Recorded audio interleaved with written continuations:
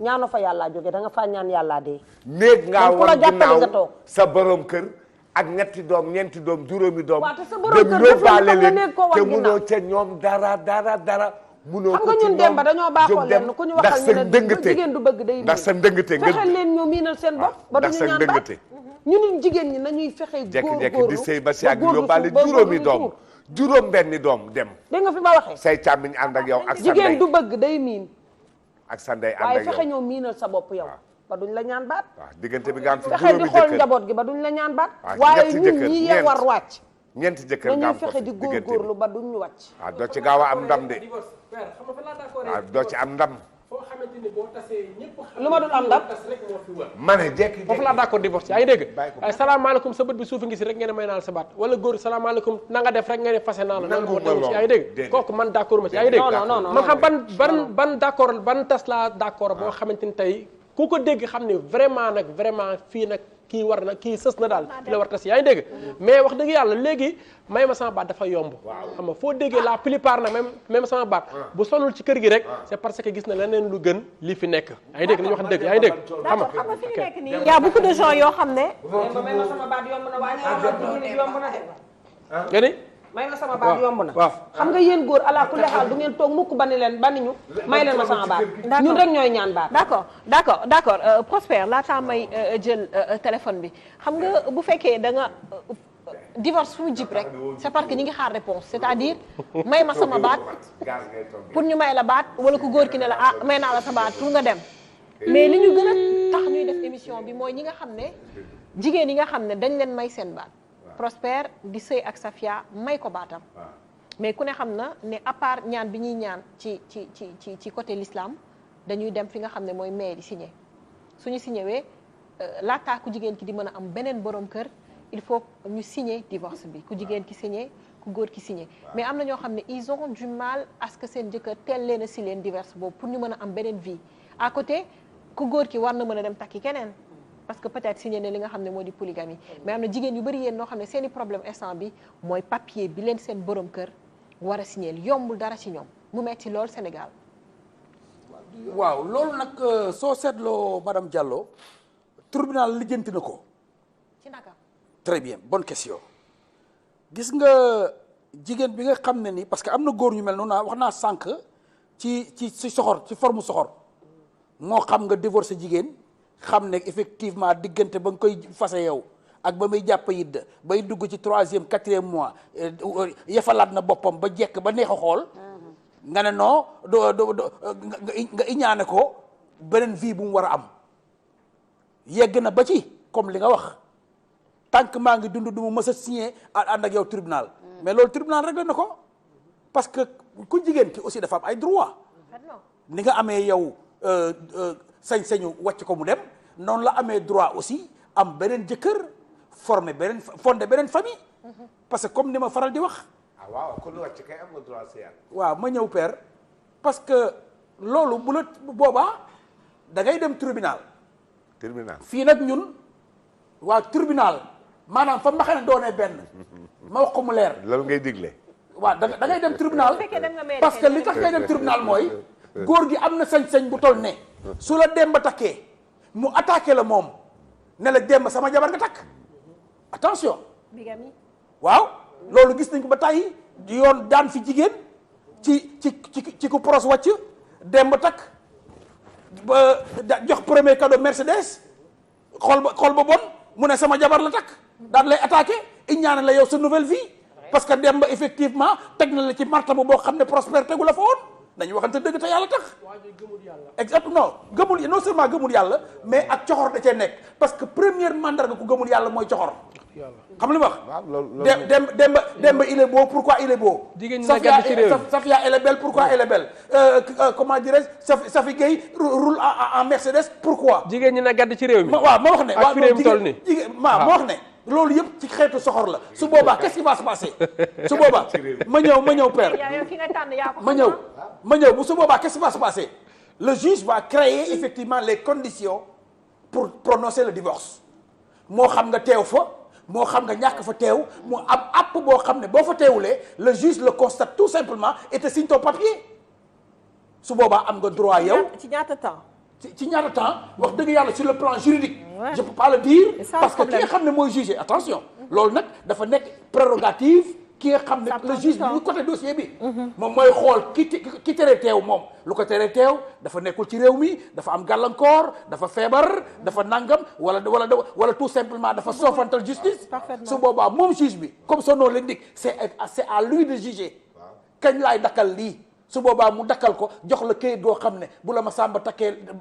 baax na bu la ma Demba takkee baax na mais en tout cas il va créer les conditions ba nga xam ne kenn dootu la mën a attaquer. D'accord, il s'appelle Ousmane Meng. Nee na moi j'ai divorcé et cela a étonné tout le monde. On n'a même pas fait 2 semaines après nos problèmes. Au tribunal c'était vite fait. Cak affaire yi jeex. waaw D'accord. parce que xam nga tax parce que juge bi bu ñëwee li muy njëkk a wax d'abord mooy consentement mutuel. Voilà boobu su amee xam nga day gaaw. day gaaw sëñ bi mu ne kii mënatoo def ak moom déedéet ndax nangoo nga ne wàcc nga ko mu ne waaw soxna si kii mënatoo def ak moom nangu nga ne wàcc na la mu ne waaw mu ne de signé leen ngeen signé ku ne dem boobu mooy li nga xam ne mooy l'idéal mais su fekkee ne contraire bi dafa am nag ba fitna nar see juddu souvent nag jigéen ñi moo ci ëpp lu ñu ëpp gàllankoor ndax jigéen moom du moom mooy maye baat mais may naa la baat da nga gis sax même budul sax tribunal may naa la mayal kii baat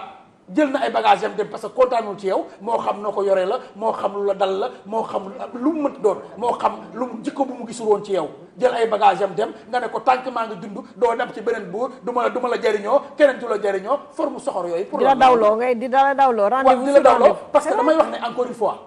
que muy góor que muy jigéen yow góor gi wàcc kii yaa ngi dégg gëmal ne yàlla am na ku gën ki la wàcc yow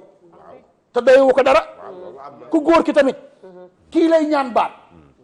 yaa ngi dégg ak lu mu mën taafantaloo yàlla am na ku ko gën moom waaw am déet nangu na waa kay bàyyi parce que loolu yëpp nag soo gisee mën di ci insister waaw parce que lu dul jàmm lu ne jàmmaa ko gën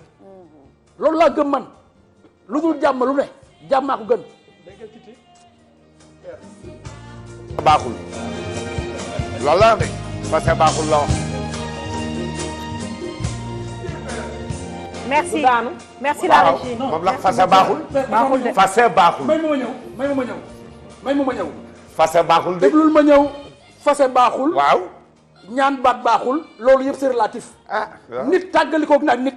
ñu ne ñii de buñ tàggalikul woon mu faat ko waaw. ñaata yoon boobu fase baaxul bari na boobu tàggalikoo baaxul ma wax ne encore une fois titi mii way lii tey waaw. fàttalikul aussi wayam bi mu doon wax naan papi wax ma lo neexul ci yow ma dindi ko sànni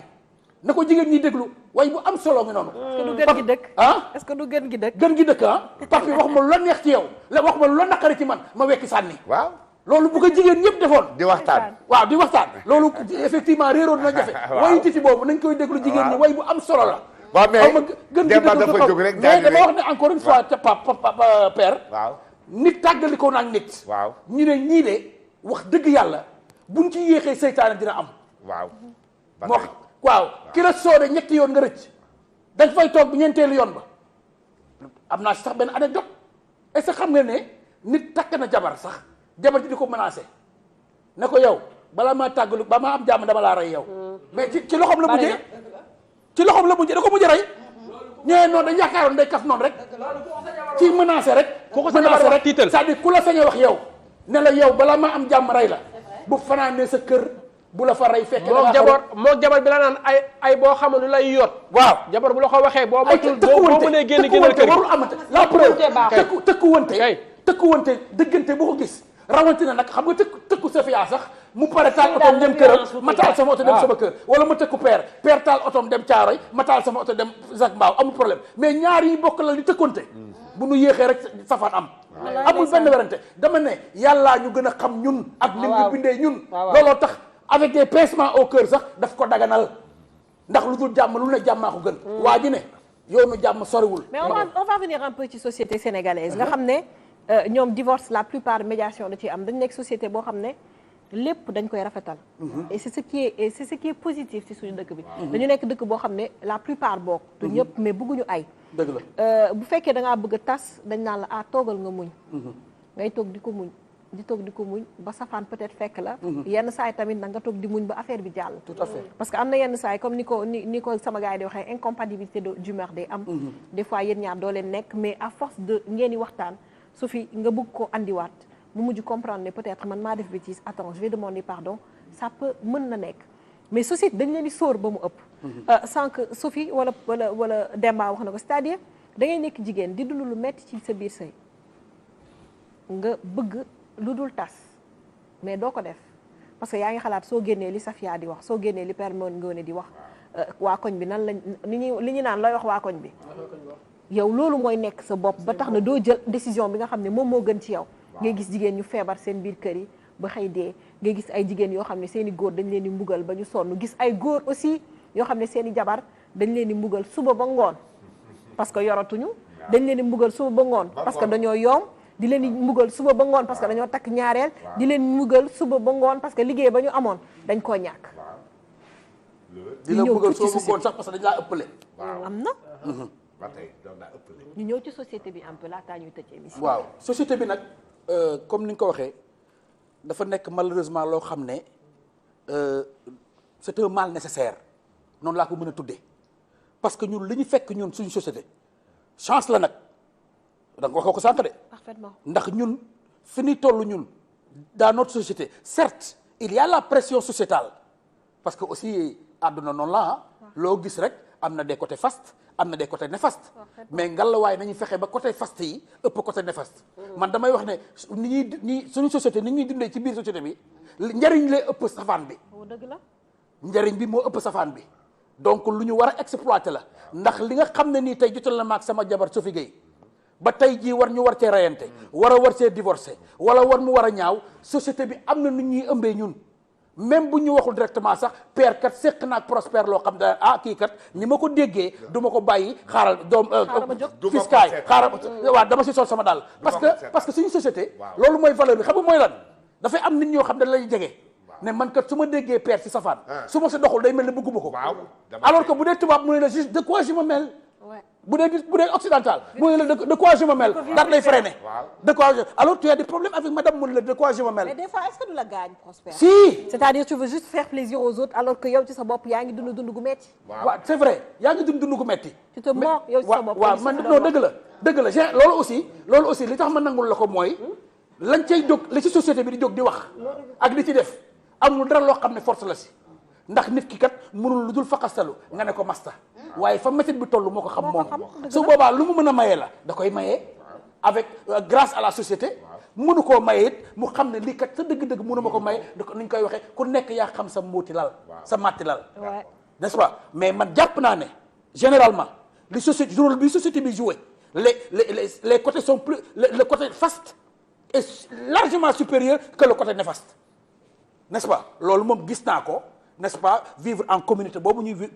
dund noonu gaz c'est pas toujours du toujours lay favorable ndax léeg-léeg aussi pression sociale dugal nit ci loo xam ne ay tooxi doona lay doon mais man jàpp naa ne njëriñ lay ëpp safaan bi très sincèrement lu ma gëm la d'accord Demba xam nga li ma mën a comprendre tuuti mooy tout le temps dama koy faral di wax jigéen bu accepter sëy ak yow pour man bu la bëggee te yàlla tax quoi man pour man dara mënu ko faa jëlee ci àddina dara ak lu mën a am dara ok nga am nga ñàkk nga feebar combien de fois nga gis si télé bi ñu ne diw de jëkkëram mbër la woon wala nangam sangam lu jour la woon xam nga dafa feebar ba léegi yoratul dara kooku moo koy taxaw te pourtant mënoon naa génn dem def comme ni ko ñeen defee yaa ngi comprendre góor aussi la même chose léegi titi dafa woy fase baaxul ku ne xam ne fase baaxul la lañ fi wax sànq ni que yàlla dogal na fase waaye bokk na ci lu mu bëgg ko dégg lu ma wax sànq ma ne fase kat bu amee nit ne la kat may ma sama baat teg ci tàng bi bu dee xolam dafa tàng dalal ndànk rek ba pare dégg bokkul ak nag kii doyal ci yow nag ba la koy wax tout le temps ñaari weer ma ñetti mën a la yow may ma sama baat sa bi nga bañ ok yaa ngi comprendre xam nga léegi nag li am mooy que ñaar ñu bokk di sëy il faut communication d'abord am il faut communication am man ak yow ñu ngi bëggante il faut communication am des fois laa la wax waxuma la jigéen de des fois góor di daj si biir néegu sëyam loo xamante ni bu génn di ko nettali yaa ngi dégg yaa ngi dégg barki salaatul fati yaa ngi dégg xam nga sa jabar ma ngi lay saaga si néeg ba ma ngi lay xas ma ngi lay def lu bare loo xamante ni boo génnee doo ko nettali yaa ngi comprendre góor tamit la même chose bu koy def jigéen yaa ngi comprendre waaye nag tey boo gisee ñu ne doom yi bu ñu fa nekkee mën nañoo dëgëral seen sëy tey chaque jour rek yaa ngi xalaat tey man sama doom de kii bu ma ko bàyyee mu dem est-ce que samay doom dina nekk si jàmm est-ce que dinañ jàng est-ce que dinañu sangu est-ce que dinañ lekk est-ce que dinañ naan rawatina nag mu nekk koo xamante ni bi nga koy fase moom xëy na amul dara yorul dara wala xamul fu mu jëm yaa comprendre chaque jour loolu day étonné góor moo tax des fois muy téye sëy dégg jigéen la même chose jigéen aussi bu demee te tout le temps jigéen bu jotee ak yow tak rek si sa doom la koy jaarale yàlla nag boo nekk góor bu mel ni man nag ba bëgg doom dégg nga day jékki-jékki di def lu garaaw pour que yow nga dal parce que mënu laa offensé mënu laa dóor mënu laa songu donc des fois bu la bëggee xas mën na joxoñ en sa doom wax ko loo xamante ni dafa mel ni yaa ko moom yaa ngi dégg waaye lépp rek dañu garaaw daal ngeen non c'est vrai dafay am ci sëy yaa ngi dégg des fois day jékki-jékki pes sa doom tel mu wóor ko ni yow mi yow la bëggoon pes xëy na daanaka sax yow la pes man tey soo pesee sama doom dafa mel ni man nga pes yaa ngi dégg léegi nag yooyu yëpp dafa am yoo xamante ni il faut que nit ñi xam ko sëyu xale bu amee ñun xale en tant que ñun xale mag dafay ñëw dugg ci biir dégg mag mooy garder suñu sëy tey di ci wax di ci dox di ci wax bu mu taxaw yaa ngi dégg waaye bu doon ñun kese wax dëgg yàlla sëy ba jeex na yaa ngi bu dul woon encore suñu doom yi ñu am wax dëgg yàlla sëy jeex na parce que dafa metti si ñun léegi bu njëkkoon dañoo takk jigéen ne ko boo demee na nga muñ léegi dañuy woo ko góor ki ne ko muñal ko jigéen ki muñal moo tax des fois ñiy bëgg jour takk bu amee nañu dem jële ji xale bu góor bi ak xale bu jigéen bi yëpp ñu ñëw si xutba bi si jàkk ji ñu toog ñu fekkee xutba bi dégg liñ ciy wax ñaari famille yi xëy na bu ñu déggee loolu seen xel mën a dem ci nekkat sëyru caaxaan waaye wax dëgg yàlla waxtaan communication bu amee wax dëgg yàlla loolu lépp du am waxtaan nag bu amee mbaa tong yi amee ni ay non yaa ma ne woon ma ni la ciib fii nangam di xool ay détails di topp ay téléphone ak yooyu yaa ngi dégg sëy bi du régler ba ilaa yu mi diin ok waaw ngeen wéet mag dugg ci jegewul leen fekkewul amul kenn ku naan déet su amee kenn du weer kii ngeen weteeg seenu appartement di tongoo di dem ak a ñëw di romb sa morom kenn du tudd sa morom ku nekk di ëmbal sa morom ku ci nekk sa morom su génnee nga yaakaar ne ma nga ci ab safaan su ñëwee nga jàpp yokkal ko jant boo ko defee ci kër goo xam ne sëy ba dafa am kilifa gi bis bu nekk ngeen gisante saa yoonee bëgg a ñett su ko nimmi ko xool ko benn fan ñaari fan gis na mu demoon wax de néew soo taajee lekk tuuti daal jóg dem si yoon daal tëdd sam néeg dina jóg fekk la fa ne la lu xew lii lan la ana lu xew waxi guddi ji may dégg lan la yow ni nga yànjee woon ci kër gi lan la lu xew nii sëy bu gune day am complicité sëfub mbaam la faaw mag ña doon tey topp di jooyanti léeg-léeg mu jeng ba bëgg a daal nu tourné waat daal jekkalaat sëf bi ba mu baax nu tegaat ci yoon ndax sëfub mbaam moom mën ngaa dem ba la nga perngal day daal di bëgg a wadd waaw téeméer si frayel mbaam waaw baax na yow moom baax na yow moom 88 628 89 90 00 221 33 841 20 69 salaamaaleykum.